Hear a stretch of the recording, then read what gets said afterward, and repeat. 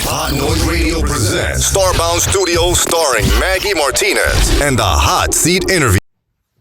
Here they are, elected representative for District 68, Tish Naghise, and former candidate for District 74, William Harris. How you doing, Tish? Yes, I'm fine. Thank you, Maggie, for having me here. That is great. William. Well, thank you for having me again. It was great last time. Great program and everything. Glad to be back. Yeah, and this is something that we want to keep doing because a lot of people responded to it. And 20,000 views, that's a lot. Yes. When I saw it, I was like, this is real? Okay, it is real. Okay. Certainly the winners come to Starbound Studio, the Hot Seat Interview. Today, we will be discussing the last midterm election and why Stacey Abrams lost the gubernatorial election. We will profoundly discuss about the message, the strategy, the data, the millennials, and the Gen Zers. We will discuss the possible reasons why Stacey Abrams lost by 37,657 votes, or 45.88%, versus Brian Kemp, 53.41%. But Warnock won by 37,675 votes, or 49.44%. That means, and this is the thing, that means that 37,657 Democrats did not vote for Stacey Abrams, and the obligated question is, why 37,657 Democrats did not vote for Stacey Abrams and the candidates down the ballot, but they voted for Warnock? William. Yes, thank you. So I'm not sure if it's accurate to call them actually Democrats, right? It's a lot of these people are individuals who I feel like they showed up to vote for Brian Kemp. But they could not vote for Herschel Walker, which I believe for obvious reasons, yes. For everyone on this panel, and hopefully for the audience as well. And so, I think a lot of those 37,000 people were crossover votes. Crossover votes, yeah. They were independents who vote for causes. You have the top person, they may not like to vote for that person. They voted down the ballot, and whomever it is that they like in that particular race, because everyone didn't have the same turnout as everyone else. So some people went down the ballot and decided who they wanted to vote for and who they didn't want to vote, wanted to vote against. So that would mean that a lot of people, some people had 46%, some people had 47%. So it varied. And in this particular race, in 2022, on November the 8th, it was independents that actually won, or people that decided to split vote, and that's what happened. And a lot of times, incredible. A lot of times people don't realize that, like the actual diehard like Democrats and Republicans are such a small portion of our actual electoral base. It is. The majority of people who vote don't identify as either. Incredible, isn't it? It is. It is. I was like the night of the election. I was in Europe. So, but the time is different. Yeah. And I wanted to stay awake, and it was 2 a.m. over there, and I was like, oh my God, we're winning. And then I said, oh no, let me go and sleep. Just so for people know, it is incredible because for all the people that are registered to vote in Georgia, only 57.02% participates. And just to round it up, ballot cast this time was around 4 million, and registered voters was around 7 million.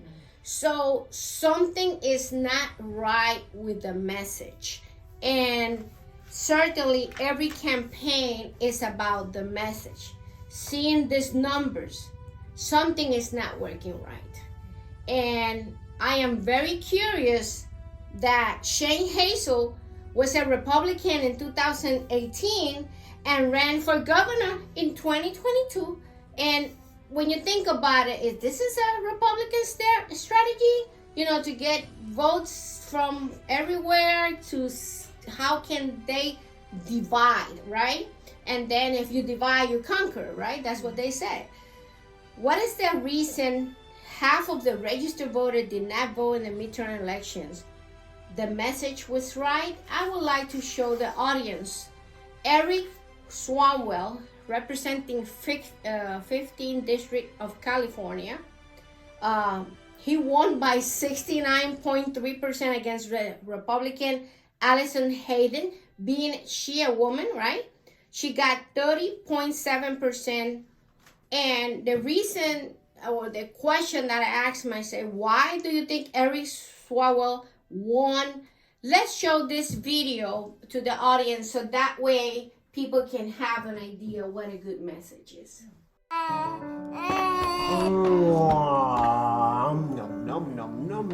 You're weird. He is weird, but cute. Gross. Mary Anderson, Yes. I have a warrant for your arrest. Arrest for what? Penal Code 243 violation. Unlawful termination of a pregnancy. You gotta be kidding me. That is my personal business. That's for the courts to decide, ma'am. Your medical records have been subpoenaed, and Dr. Landry's already in custody. No, my God, you can't just. You will have to submit to a physical examination. What? By who? No, one's touching me. Sir, My wife. get that! Ma'am, turn around! Put your hands behind your back, now! Why is this happening? Love you, honey bear. We're just enforcing the law here. Elections have consequences. Vote Democrat on November 8th. Stop Republicans from criminalizing abortion everywhere. Protect women's rights and freedom. Please don't do this. Please.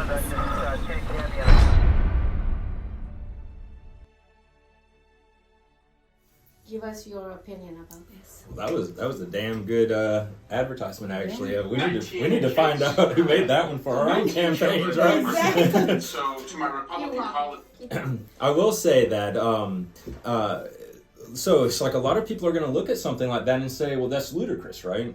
But the unfortunate reality is that we saw something like that actually happen in like the 1980s, I believe, in like Romania, to where if a woman was suspected of having an abortion, the police would show up to that woman's house, exactly like that video showed, and then they will actually forcefully, they will do a physical examination of that woman on the spot just to determine if they've had an abortion or not, to look for damages and whatnot. And we've already seen that happen in real time. We've seen that happen. Mm-hmm. That was very moving and touching. It shows the humanness that we have, that we are humans, and their family. That was their business. That was no one else's business. But they already have 2 kids. It's their choice of whether or not they want to increase their family or not. You can't legislate morality. I always say that. So you can't be in someone's home trying to make them adhere to what you believe to be the truth. So that is a very good message that he did. I can see why he got 79% of the vote. Because in looking at that, I would have been like, yeah, that's right. That is my decision and my family's decision. She has a husband and 2 children and a house. The American dream. So why are we in their business? We shouldn't be. And that was a good message that he had. As far as the other questions you asked, only 57% of the Americans voted that were eligible to vote in Georgia. I think there was a lot of misinformation given, especially on the side of the commercials that were anti-Abrams, where they said that this was a stepping stone for her. She wants to be the president of the United States. And when I think about that, if she wanted to be in the federal government, in the White House, that could have happened 2 years ago. But she wanted to stay right here in Georgia to make legislation here and be the governor of Georgia. So that misinformation was getting to people. Social media is where most people are nowadays getting their news. And so targeting a demographic of people worked well for the Republicans in that sense. It worked well because a lot of people did not even go to vote. And the people that did may not have voted in the way that for Stacey Abrams, but they voted for Warnock because they did not want Herschel Walker to be the next senator of Georgia. So that could have happened as well. But I still say it's just the misinformation that was out there regarding the candidate, because she has done a lot of great things for the state of Georgia. You know, she paid a lot of people's medical bills. She did that. And she wasn't even the governor. Yes. And she did a lot of things to help the state of Georgia. And I just think it was the messaging, the misinformation that was out there regarding her. I heard from some local leaders in different communities, Richmond County, down in Macon, Bibb County, where, you know, they just felt like maybe the campaign could have came more to smaller blue districts, but come out more to their events. But I you know, as a candidate, you're going to run in the state of Georgia. You can't be in all 159 counties at one time. You may have to have some surrogates to go there and do some other things, but I just don't think that one person can be in all those places at one time. Whether she could have, I don't know, but they were just not happy with the fact that they were not touched. They wanted to be touched, but you know, you can't do that all the time. As I told them, you can't do that all the time. Democrats themselves, you should know the candidate yourself, and that you don't need to go visit a stronghold. I just don't believe that you need to go visit a stronghold. You're trying to get other votes. You should have those votes already in your pocket. Yes. I don't need to come and see you because you know who I am already. I don't need to touch you. I want to go and touch the people who are left out, the people that I need to get out to get them to come and vote for me. So, and then also just kind of going off of that, where you're talking about how Stacey Abrams is having difficulty visiting, even in our districts, it's so difficult because people don't realize that, like for state representatives of the General Assembly, which is what, you know, like we both ran for and you won, congratulations again. Is that they expect us to represent 60,000 people. Yes. It's untenable. It is. I had 2 counties and 7 cities. Yeah. That's a lot of people. Yeah. I had like 50,000 voters in my district, 50. So it was difficult. I couldn't get all of Fulton County, but they understood me. I did reach out to them. I did send out my mailers. I did knock on doors in Fulton County, and I had someone else to work Fayette County. And when I look at it, okay, my biggest base is going to be Fulton County. Yeah. You got more votes than Stacey Abrams in Fulton County. It's incredible. Somebody told me that. I didn't know that. Yes. Mm-hmm. Yeah. Yes, you did. It was a big surprise for me to see those stats, and I said, no. Oh, my God. Mm-hmm. Yeah. But piggyback on what you said, the message. Mm-hmm. The message to those that we know that they haven't decided who to vote for. Okay. Messages like this, and this is titled Lock Her Up, just so you want to look in the internet, certainly is a strong message. It is. And campaigns is about 3 things. But one is what? It's touching the heart, the soul, the spirit. That's how Obama campaign ran, remember? Yes. He ran on hope. Mm-hmm. So this campaign, in my opinion, needed to be spiced more. The message needed to be strong in terms of women's rights, because it was more like talking a little bit about that, but then talk about something else. Do you really want to get people's vote? Talk about the issues, but also talk about what you're going to do with inflation. That was hardly talked about. And what you're gonna do with education? Hardly talk about. They only talk about Medicaid, and they talk about other things, but the main message like this, the one that we just saw, which I think was the most important message in this campaign, because people don't realize that when this happened and this law was approved, it touched all sorts of things in our society, like insurance, doctors, the criminal justice, the woman, the family, the husband. It was incredible. That affected everything. And I think the message of Stacey Abrams was weak in those terms. I saw all her debates. I saw everything she put out there. And for me, the message was not there. It was not, they really, but that's my opinion, right? Now, one thing that we discussed in the last podcast was about the young generation. The researchers said that 2022 election had second highest young voters turnout in the last 30 years.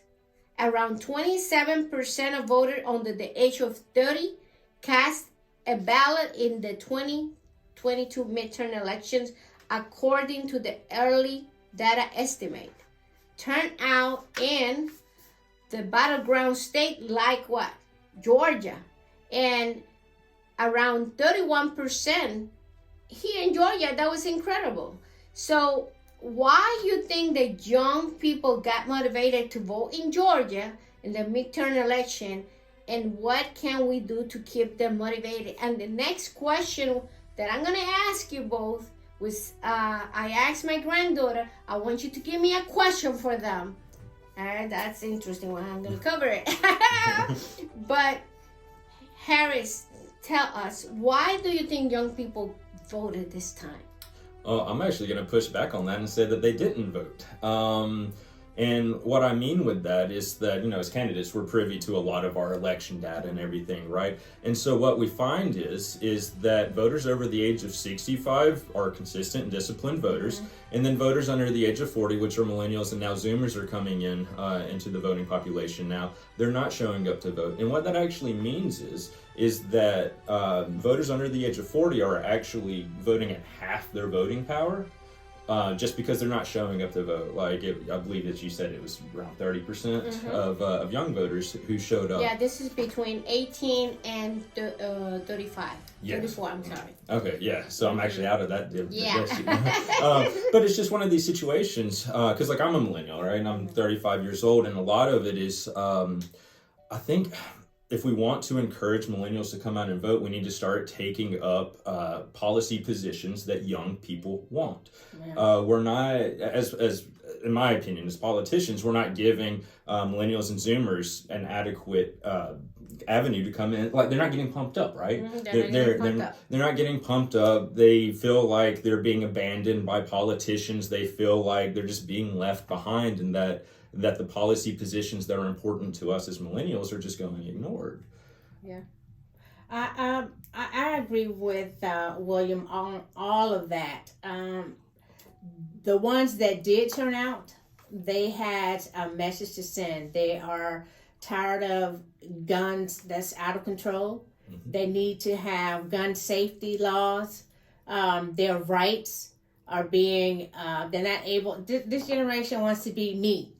Mm-hmm. They want to be free to do whatever it is that makes them happy, as long as they are not making others uncomfortable and unhappy. And they looked at that and they said that they want to have their rights. A young person that's 18, even 30, their mothers and grandmothers had the option and opportunities to decide how they want to raise their family, how they want to start a family, when they want to start a family, because they see that if you start with the procedure of abortion, you stop that, then you'll go after birth control, and then you will continuously taking rights from them. So they had to stop that. They had to put their foot down and say, no, I'm not going to vote for that. I'm going to vote against that option. And they're going to show up again in this midterm election, in this runoff, to say the same thing. because they know what's at stake. They have woken up the generation that was laid back and relaxed, and they said, no, you keep taking things away from me. Mm-hmm. This generation don't like things taken away from them. They're not. You're not going to take my phone from me. So they're not standing for it. And as far as Abrams' campaign, I think her message was she wanted to be one Georgia. That was the theme, one Georgia, where she tried to meet the messaging to everyone in Georgia. And in some political parties, you can't meet them.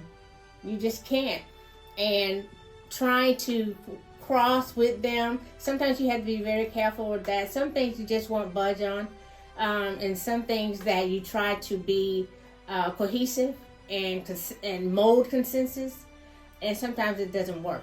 And so I'm not sure of what happened, but she tried to get one Georgia. Well, I will say that like one observation that I had about Stacey Abrams' campaign is that she was publishing, like one day she would make, like a statement, and then the next day she would make like a contradictory statement. So like a good example of this is to where one day Stacey Abrams comes out with a very pro-police kind of like Instagram post, which dissuaded a lot of voters, especially on the Democratic side, because like the George Floyd rebellions and everything, right? But then the next day at the debates, she is effectively, like, I'm not going to say she went after sheriff's departments, but sheriff's departments really kind of took her opinions in her debate really badly, right? Mm-hmm. And so, like, even like the Spalding County Sheriff made a huge post about all of this. Yes, and that was damaging. I have to believe that. Yeah, and so it's damaging as a politician to say one thing and then the next day to go against the thing that you said. And so whenever we're talking about broadening our message in that kind of regard, we can't do that. We have to stay consistent with our messaging. Yes. Piggyback on what Tish said, certainly the message can be for everyone, but in reality, you have to go after your vote. Yes. It's basically that. That's why she won the election. That's why she worked in John Offutt's campaign and he won the election, is because sometimes we don't follow our leaders at the base and listen to what they have to say. Yeah. Tish is very knowledgeable. Yes. And I'm not saying I'm not knowledgeable. I have been in all sense and all places, and Tish know me from far, far back, And when you tell these people the strategies, this is wrong, get rid of it. We don't want her here. That's how things happen. If we don't listen to the people that are at your base, like Harris, like Demetrius, like Hogan, all these people that came to the hot seat interview, they all have the same complaint. Yes. Why we don't touch the base? Why we don't contact the base? If Stacey Abrams knew she was going to Fayetteville, Tish, are you around? I'm going to be there. I want you there. Yeah. When Tish gets there, Stacey Abrams goes like this and said, Tish is running for Fayetteville right here. When she go to Fulton, the same with Harris. Mm-hmm. I heard from candidates that were ignored by Stacey Abrams on the stage. So if you really want to win an election, the strategy needs to change. If you really want to win the election, use your base. Yeah. If you want to win elections in Georgia, why you have to hire a PR agency from Ohio and New York? Yeah. They don't know the people here. Yeah. Agency like me, we have people, Maisha Gu, Maggy Martinez, you name it. They're all the same. We know each other. Yes. But when the contract came, it went to Ohio and New York. Yeah. Forget about the base. You want to win next time? You need to work with your base. Coordinated offices. If the coordinated offices don't respect my candidates that are here, that they don't call them to let them know that they're going to do some canvassing in this area or the other area, it's not going to work. don't do it again. Don't spend so many millions of dollars if you're not going to work with the base. You have how many representatives running for office? 100 and something, right? Yes. How many senators you have running for office? Yes. I forgot. So many. This is like an army. The army. If you put the army to work for you, the candidates are the one that have to be in charge of those coordinated offices. Yes. Well, I will say that, just at the end of the day, the Republicans are just out organizing us as Democrats.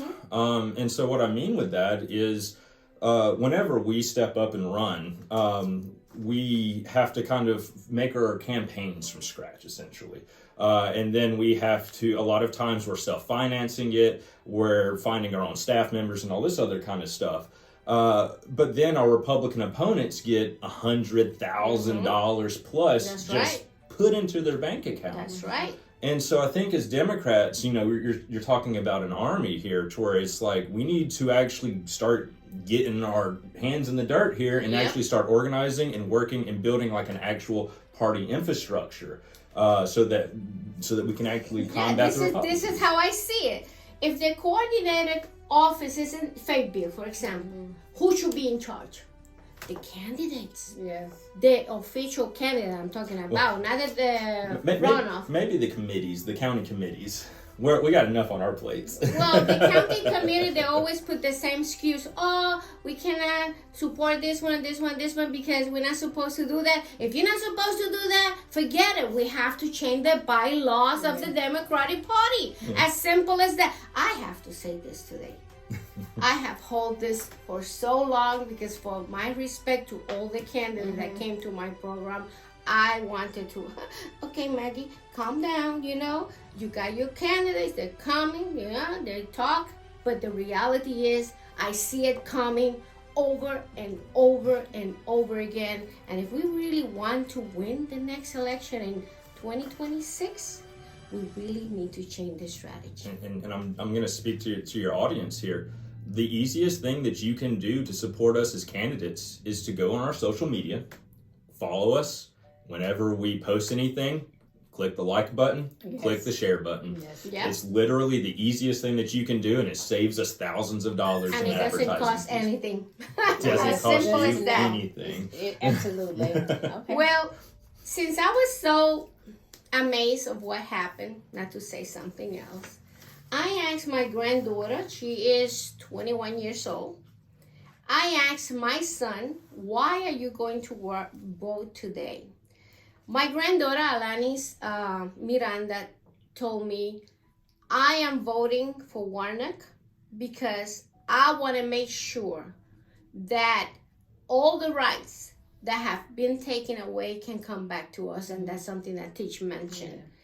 And when I asked my son why you were voting for Warnock, he said, and this is not me telling them what to do, just so you know, because in my family, I create critical thinking. As a teacher, I'm a teacher. Yes.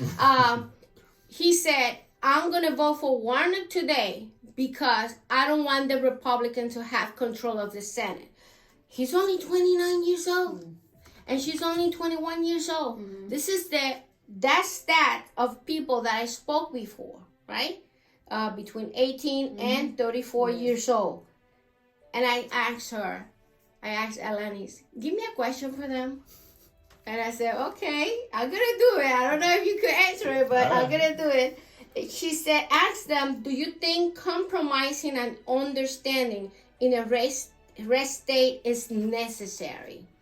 Can you repeat that again? Do you think compromising and understanding in a red state, maybe she's referring to Republican state, is necessary? Red state. Okay. And so the answer is yes and no, right?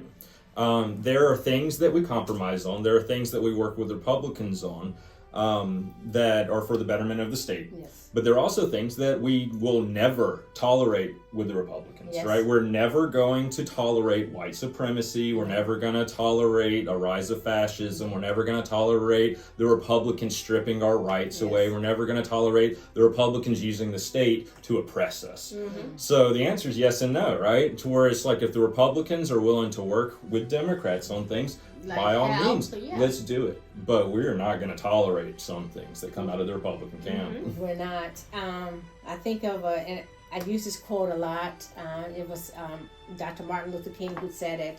He says, a genuine leader is not one that seeks consensus, but rather a molder of consensus.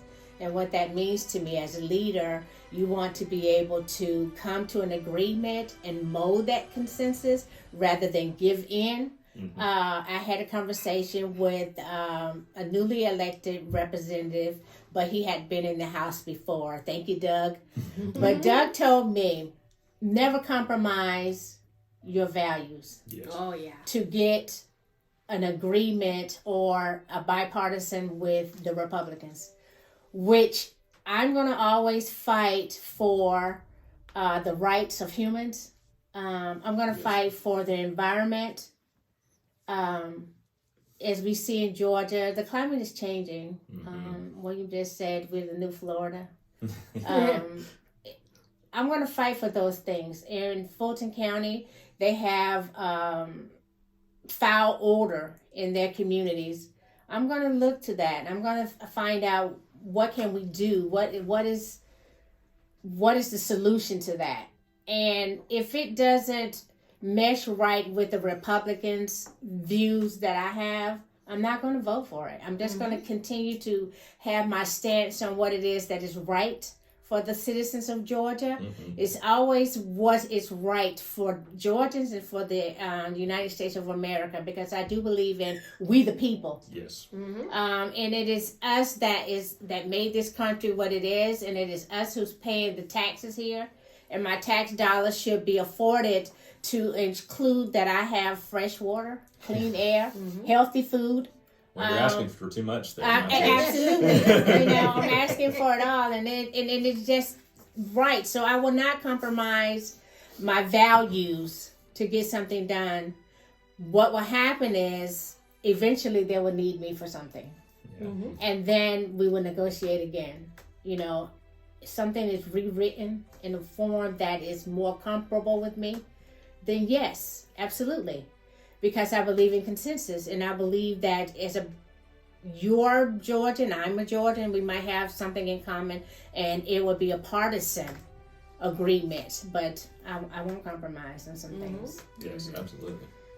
Well, the Democratic Party of Georgia needs to have a reality check.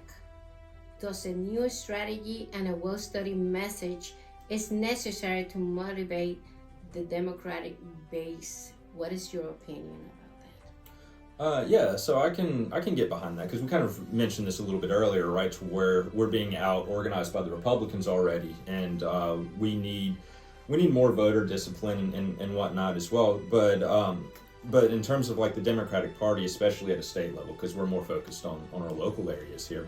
We absolutely do need a reality check, and we need to focus on our messaging. And whenever I talk about messaging, a problem that we always run into is that, on our side, kind of like the mentality, like a more liberal mentality, we love data and facts and statistics. Like we love to actually get to the truth of the matter. But the fact of it is that a lot of voters just don't care about that kind of stuff. No. They care about, like the video that you showed us was a great example, because it taps into like this root human emotion. And we need to, frankly, I feel like we need to start mimicking Republican talking points and messaging. And that's how I run my campaign. Yeah. And so whenever we talk about like abortion rights, it's, I approach it as, well, the small government solution here is that we allow for abortion rights for women, because the state has no business in doctors' offices and stuff like that. Yes. And so, I think that we do need a little bit of a reality check as Democrats, especially whenever we're not winning the elections that we should be winning. Yep. Right. Absolutely. I believe that also. I have Peachtree City, which is probably the reddest city in Georgia, as a city. Well, that's how they gerrymandered my district from 2020. Did that. They added me into Peachtree City for that reason. So. They added Peachtree City into this district. Yeah. It wasn't there before, but what I did when they kept saying, Tish, you're not going to win Peachtree City, don't go there. Don't waste your time there.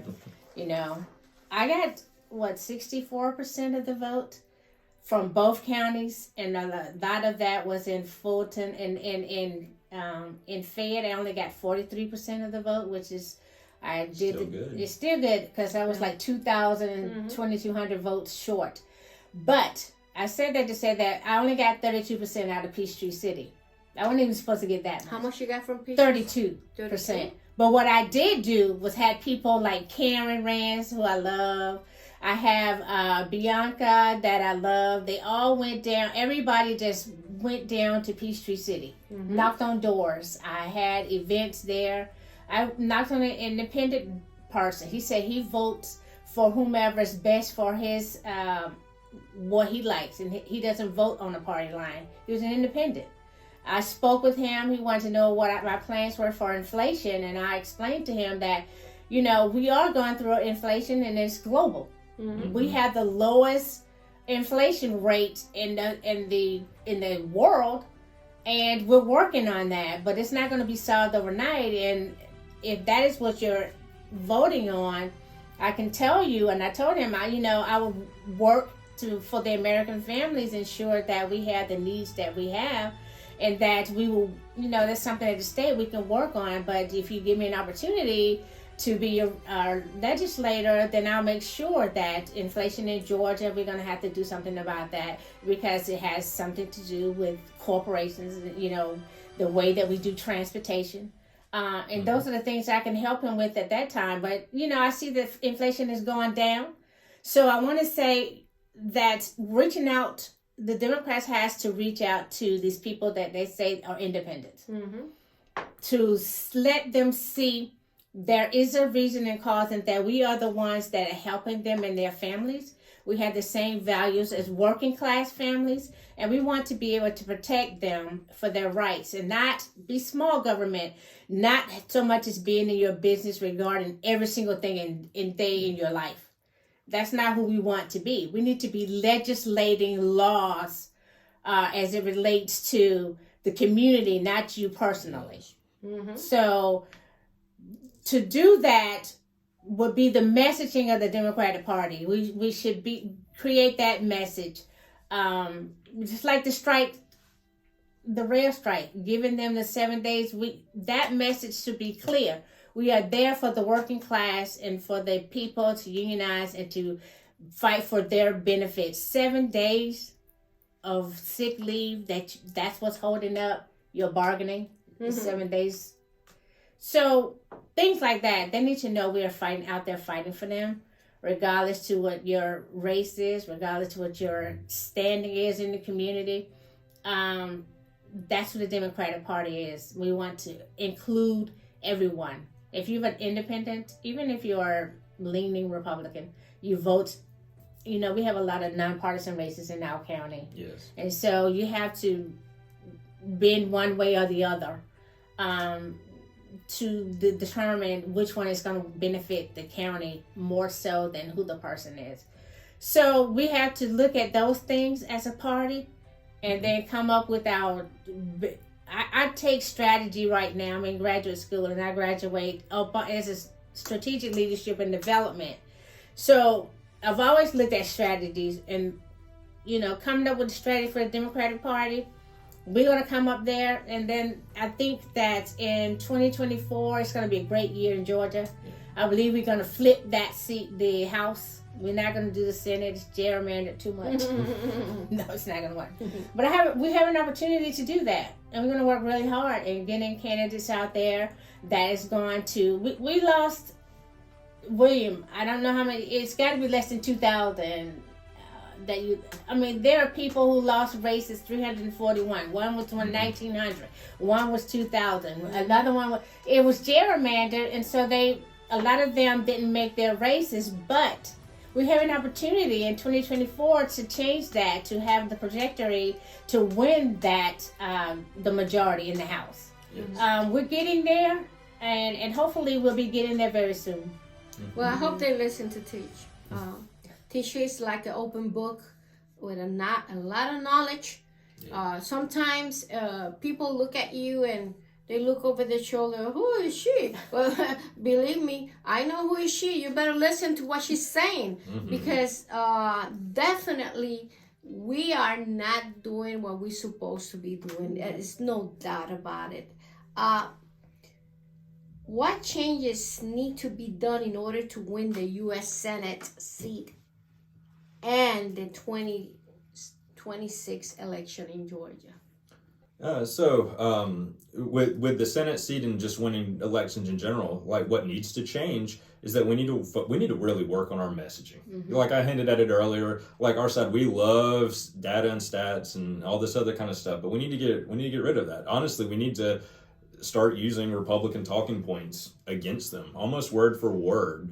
Whenever they're over here saying, oh, we can't do minimum wage because it's bad for the corporations, we need to start talking about how the corporations are taking all this wealth out of our communities because they're relying on exploitative wages just to be profitable. Absolutely. These things aren't good for our communities and stuff like that. And I love, Tish, how you mentioned how like we focus on the communities, right? Yes. And a lot of times whenever people think about the Democrats, they think that, oh, we're just this big government and we just want to come through and squash everybody's free speech rights and all this other kind of stuff. And the problem is that we allow the Republicans just to run with that narrative. And then we're over here and our response is, well, actually, we're not. And we think that's sufficient, and it's not. We need to start getting louder. We need to start yelling. We need to start causing a ruckus and causing some trouble out there as Democrats, because that's what the Republicans do, and it gets them votes. It does, and that is so true. We need to start building a very small hill into a mountain. Yes. And when I say that, you have to let them know back to civics. When there are the judicial system who judge people. And so when you have to have appointed judges, and the Republicans knew this, and they had 10 years, they had it on their plate and their agenda. They told people why they wanted to win the presidency, and they knew their goal was to get Republicans in those judicial seats. And to do that, they now have judges there for life. The 3 that was in there now and that we have in the Supreme Court, that was orchestrated by them. We have to let our Democratic, even starting from young, know that the purpose and the goal is to get people in offices that's going to benefit you, whether that's in the judicial system. You know, people will say, I don't want to register to vote because I don't want to sit on a jury. Yeah, that's common. A lot of people say that. Oh my God. But when I hear that, I go back to them and I say, okay, somebody has been in prison for 20 years, and now they just found out that they were not guilty of that crime.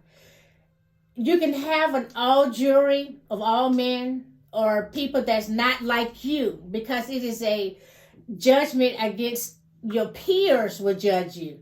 So if your peers are judging you, you're not in that jury pool. So you can't say whether or not or give your opinion on whether that person is guilty or not, because you're not registered to vote.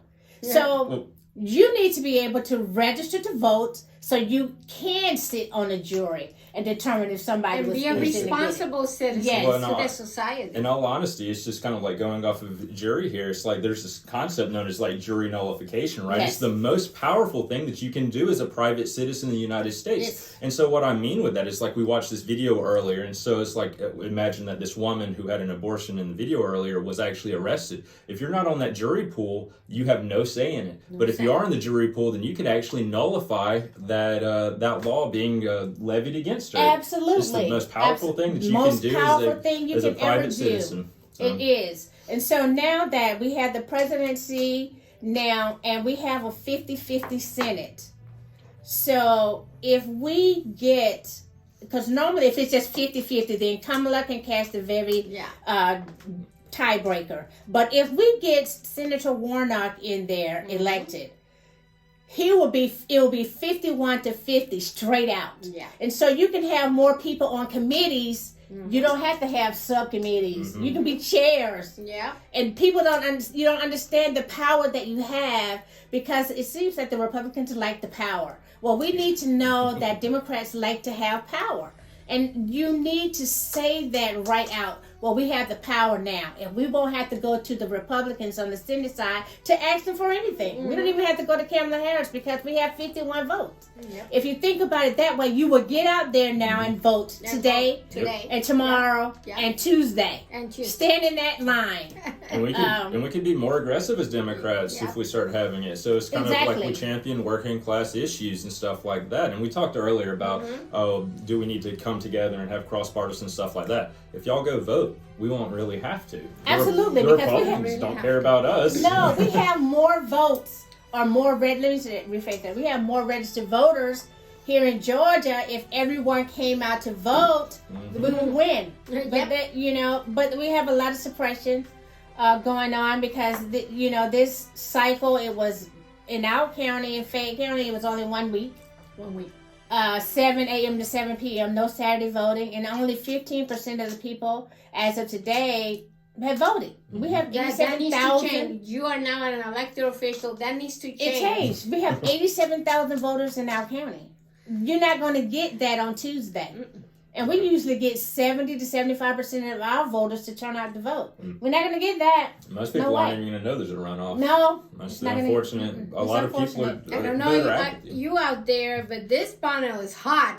I'm telling you, knowledgeable with all the information that we really need to discuss out there and talk to the people. And to piggyback on what Tish and Harry said, the message about inflation was not clear during this campaign. No.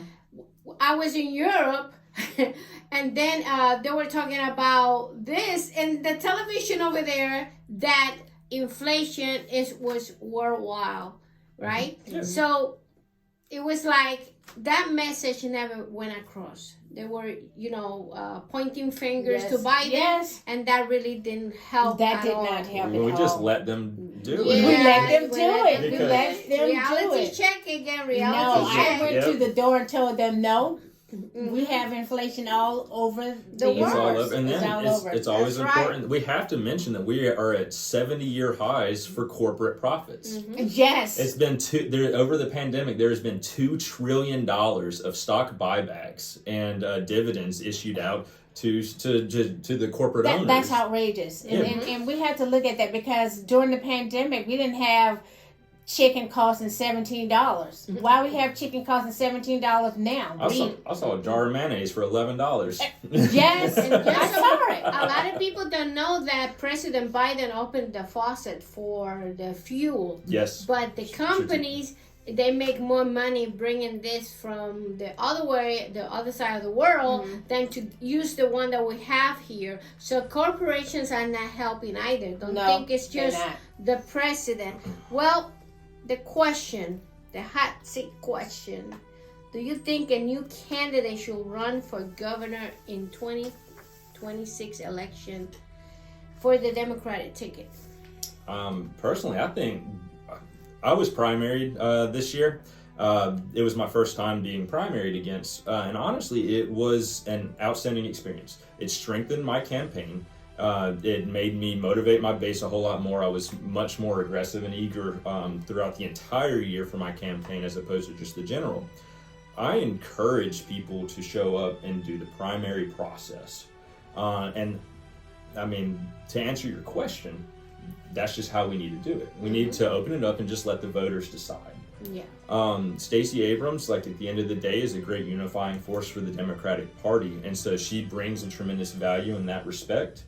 But also on the flip side, to where we need a diverse range of candidates at the very beginning, just so that we can select the very best person for the job to run in the general. I do too. I believe that it is open for democracy to reign. Whomever is going to win, that's because the people have chosen them and selected them, not a candidate. A lot of people was angry that they were slate. So, and it didn't help that Kwanzaa Hall came out 2 days before the election to say, hey, and took his voters with them. So that's I believe that democracy should reign. It should be the people's will, whomever it is that they want them to serve. Who has the best messaging to for the state of Georgia should be the person that is going to be elected to be the governor. If Stacey decides she wants to run again, then let the people decide whether or not Absolutely. they want her to be there again. So that's the way I feel about that. That everybody should have their vote and decide who they want to lead them. And I do feel like as Democrats, we have a problem with kind of elevating people and putting people into positions Absolutely. where we're just saying this is our candidate without input from other people. So like I believe that we saw this also with like Hillary Clinton in 2016 to Yes. where it was just kind of like she was just the presumed candidate and Yes. everybody made her the presumed candidate and we elevated her. And then that just obviously didn't work out for us in that regard. Yeah. Well, my opinion for this campaign, Stacey Abrams' campaign, is the imposition of a slate. I don't think a candidate for governor, should support no one by name or in social media or in television or in ads. I think the person that runs for office should stay back. Stay back and let democracy do their work. Yes. When I saw that they wanted, because we want white people to be in the slate, we want Asian to be the slate, it's not up to the party to decide that strategy. It is not a strategy.